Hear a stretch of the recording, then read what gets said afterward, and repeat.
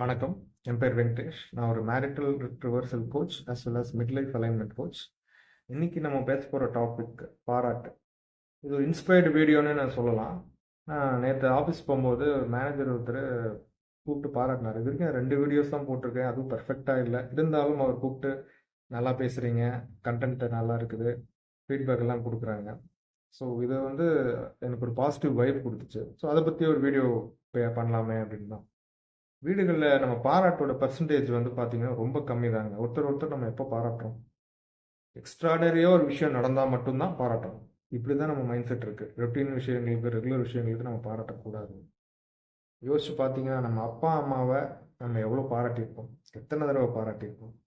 இன்றைக்கி நம்ம கேரியரில், நம்ம வாழ்க்கையில், நம்ம இருக்கிற ஸ்டேஜுக்கு வந்து அப்பா அம்மா முழுசாக காரணமானு கேட்டால் இல்லாமல் இருக்கலாம்.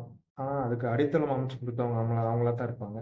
நம்ம அம்மா நமக்காக எத்தனை நாள் எத்தனை விஷயங்கள் செஞ்சுருப்பாங்க. அதுக்கு ஒரு நாளும் நம்ம பாராட்டியிருக்க மாட்டோம். அப்படி நீங்கள் யாராவது பாராட்டினீங்கன்னா அவங்களுக்கு ஒரு சல்யூட். சரி, அப்பா அம்மாவை தாண்டி இப்போ நமக்கு மேரேஜ் ஆகிடுச்சு, கல்யாணம் முடிஞ்சு குழந்தைங்க இருக்காங்க. நமக்குள்ளே வந்து எவ்வளோ பாராட்டிக்கிறோம்? ரெகுலராக பாராட்டிக்கிறோமான்னா இல்லவே இல்லை. நம்ம ஒரு எக்ஸாம்பிள் சொல்கிறேன். ஒரு ஸ்பெஷல் ஒகேஷனாக இருக்கலாம், இல்லைன்னா ஒரு வீக்கெண்டில் வந்து நமக்காக ஒரு ஸ்பெஷல் டிஷ் பண்ணுவாங்க. யூடியூப்லாம் பார்த்து ஒய்ஃப் வந்து ஒரு டிஷ் பண்ணுவாங்க. அது நல்லாவே இருந்தாலும் அவங்களா கேட்காம எத்தனை வாட்டி அது நல்லா இருக்குன்னு நம்ம சொல்கிறோம். அவங்க கேட்டாங்க, நான் சூப்பராக இருக்குன்னு சொல்லிட்டேனே, பாராட்டிட்டேனேன்னா அது கிடையாது. அவங்க கேட்டு நம்ம சொன்னால் அது பதில். பாராட்டு இல்லை. ரெண்டுக்கும் நடுவில் 10 மடங்கு வித்தியாசம் இருக்குது.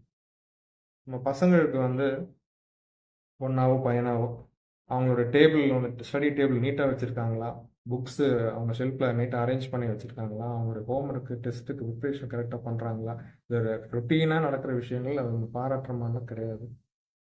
இது ஏன் நான் பாராட்டு இவ்வளவு ஸ்ட்ரெஸ் பண்ணி சொல்கிறேன் அப்படின்னா, ஒரு பாராட்டு ஒருத்தர் சொல்லும்போது, நன்றி சொல்லும்போது அவங்களுக்குள்ள ஒரு happy hormones, dopamine, oxytocin 2 hormones சொல்லுவாங்க. இது 2மே சுரக்குது. இது நமக்குள்ள ஒரு ட்ரஸ்ட் உண்டு பண்ணும். நம்ம மேலே ஒரு நம்பிக்கை கொடுக்கும், கான்ஃபிடன்ஸ் கொடுக்கும். நம்மளால் நிறைய விஷயங்களை செய்ய முடியும், நம்மள ஒரு உந்துதல் கொடுக்குது. அதனால தான் பாராட்டு இவ்வளோ முக்கியம். அதனால் மனசு விட்டு பாராட்டுங்க. 5 பைசா செலவில்லை, ஆனால் நிறைய சந்தோஷம் இருக்குது. Keep appreciating. இந்த வீடியோ உங்களுக்கு ஏதோ ஒரு வகையில் யூஸ்ஃபுல்லாக இருக்குது, ஒரு பாசிட்டிவ் இன்சைட் கொடுக்குதுன்னு தோணுச்சுன்னா லைக் பண்ணுங்கள், உங்கள் ஃப்ரெண்ட்ஸுக்கு ஷேர் பண்ணுங்கள். தேங்க்யூ.